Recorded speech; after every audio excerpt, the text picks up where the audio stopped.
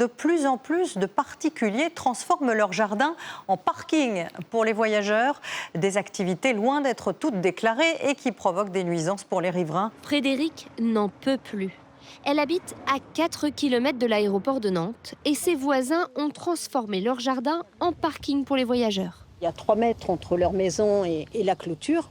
Ça résonne, quoi. Ça fait un couloir, ça résonne. Il y a des bruits tout le temps, jour et nuit. Et en particulier les bruits de portières. On est agacés, même exaspérés. Ces jardins transformés en parking, il y en a de plus en plus dans cette petite commune de 4000 habitants. Comment en est-on arrivé là? Parce que les voyageurs jugent le parking officiel de l'aéroport beaucoup trop cher.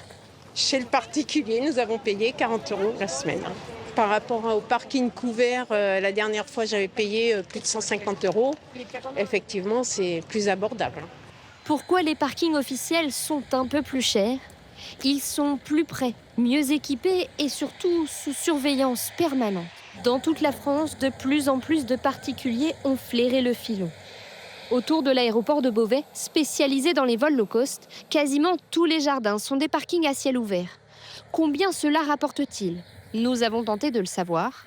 Vous voulez pas nous parler même en anonyme? J'ai parlé gentiment, je dis que c'est non. Pour certains, cela reviendrait à plusieurs milliers d'euros.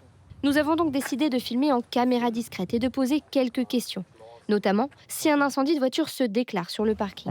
Est-ce qu'au niveau des assurances, c'est un peu à nos risques et périls? Moi, c'est l'assurance maison. C'est l'assurance maison. Il n'y a pas de problème. Il n'y a jamais eu de problème. Ça fait 3e ou 4e année qu'on fait là. Non, l'assurance habitation ne couvre pas cette activité professionnelle qui doit être déclarée et assurée. Les parkings autour des aéroports sont devenus un juteux business. Si certains y voient l'opportunité d'arrondir leur fin de mois, d'autres vont plus loin, quitte à être hors la loi.